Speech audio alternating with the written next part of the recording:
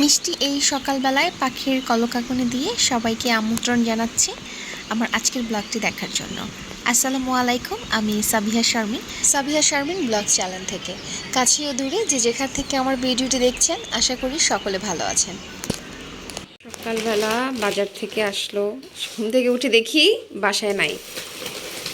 আর কি চিকেন, বাচ্চাদের চিকেন।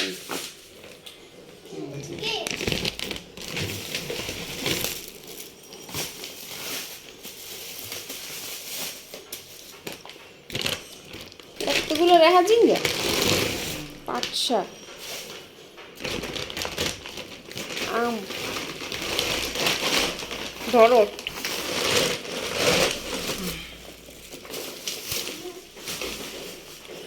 আর কি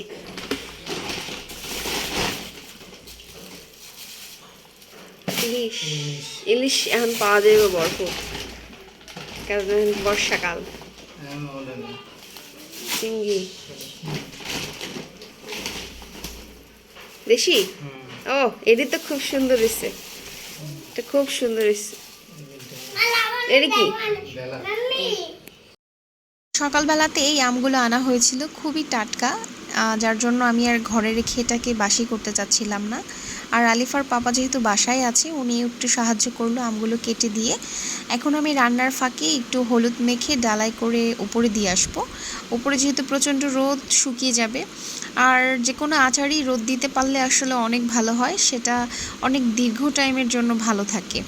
যেহেতু আচারে দেখা যায় অনেক সময় সাদা সাদা ফাঙ্গাসের মতো পড়ে যায়, ওগুলো হচ্ছে গিয়ে রোদ দিতে পারলে আর ওরকম প্রবলেম হয় না। আর এই যে কুচা করে নেওয়া হয়েছে, এগুলো দিয়ে তেলের আচার করব। আর এখানে যে ফালি করে কাটা আছে, এগুলো দিয়ে মিষ্টি আচার করব। তো সবগুলোই আমি একটু হলুদ মেখে উপরে শুকা দিব। শুকা দিলে হবে কি, আমের যে একটা পানি থাকে, রস, ওটাও টেনে যাবে। আর আমার আচারের জন্য এটা ভালো হবে।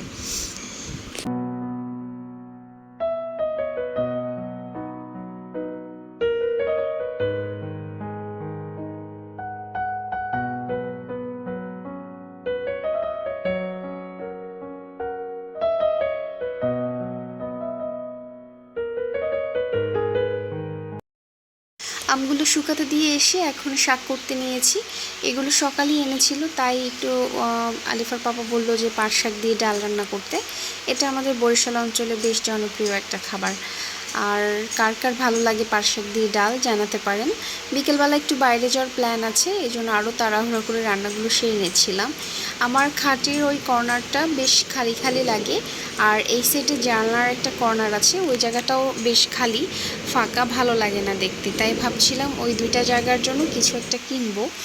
আর একটু মার্কেটেও যাব, দেখি যদি কিছু পছন্দ হয়।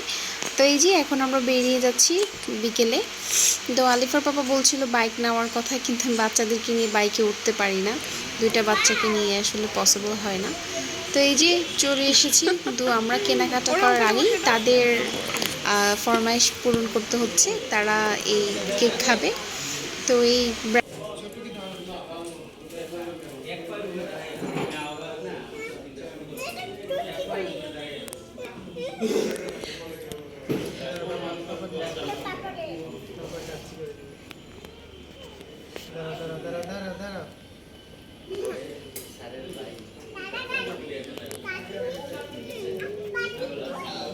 Happy birthday to you.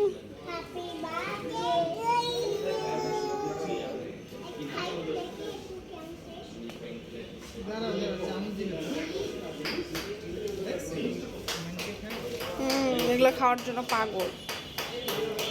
খাও, তোমরা যেটা খাও সেটা তো আর সেটার টেস্ট এটার টেস্ট এক না। হাত এভাবে করে চাটতেছো কেন, ময়লার হাত?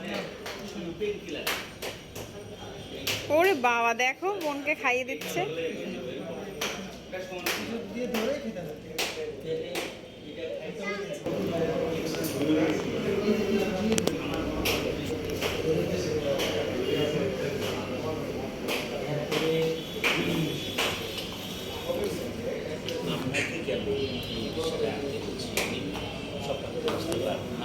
খেতে? ভালো। কেমন খেতে?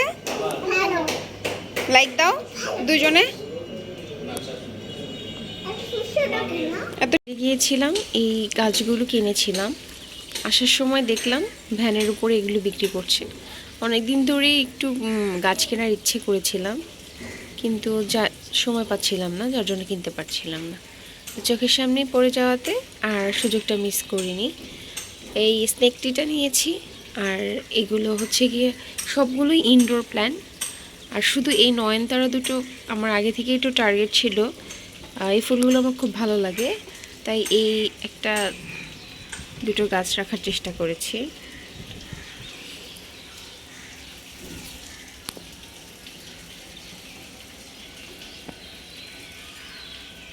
তো ওই যে ফাঁকা জায়গাটার জন্য গাছ কিনতে চাচ্ছিলাম, ওইখানে এটা সেট করলাম, বেশ সুন্দর লাগছে দেখতে। আর গৃহিণীদের কেনাকাটা শেষই হতে চায় না, এত পাতিল কিনেছি, তারপরও মার্কেটে গেলেই শুধু কিনতে ইচ্ছে করে। এই পাতিলটা ভালো লাগলো, এই একটা পাতিলের দামই আমার কাছে 1400 টাকা নিয়েছে। আমার কাছে একটু এক্সপেন্সিভই মনে হচ্ছে, কিন্তু সুন্দর লেগেছে, তাই আসলে অন্য কিছু কেনা বাদ দিয়ে আমি পাতিলটা কিনেছি। আর এই বাস্কেটগুলো এখন দেখছি খুব চলে, আর দোকানটাতে এত ভিড় দেখলাম, তাই আমিও কিনে নিলাম। জানি না এটা দিয়ে কী করব, রুটি রাখবো হয়তো বা। সকালবেলা কাঁচা বাজার আনা হয়েছিল, আর মার্কেট থেকে এসে আলিফার পাপা এই শুকনা বাজারগুলো করেছে। আসলে মাসের শুরুতে এই বাজার গোছানোটা বিরক্তিকর হলেও আমার বেশ ভালো লাগে। আর মাসের শুরুর বাজার অনেকে ভাবতে পারেন এত দেরিতে কেন করছি। আসলে আলিফার পাপার স্যালারি হয় 10 তারিখে, তাই আমাদের বাজার 10 তারিখের পরেই হয়। যেহেতু ভিডিওগুলো এডিট করতে টাইম লেগে যায়, তাই আপলোড করতে করতে অনেক দেরি হয়ে গেছে। তো এই যে এগুলো আসলে স্বপ্ন থেকে আনা হয়েছিল। ওদের জন্য নুডলস, পাস্তা, বিস্কিট এগুলো একটু আমি দেখছিলাম ঠিকমতো লিস্ট অনুযায়ী এনেছি কিনা। ছোটোখাটো একটা লিস্ট তো থাকেই বাজারের। তো বাজারের লিস্ট অনুযায়ী আমি কয়েকটা ভাগে ভাগ করি বাজারকে, একটা শুকনা বাজার, কাঁচা বাজার। তো সেই বাজারগুলো আসলে গোছাতেও বেশ একটা টাইমের ব্যাপার হয়।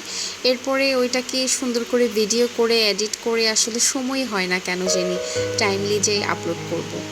আর কিছু ফ্রুটও এনেছিল, বাচ্চাদের ঘরে আসলে 2-3 আইটেম ফ্রুট রাখতেই হয়, তাদের কখন কি খেতে ইচ্ছে করে কেউ বলতে পারে না।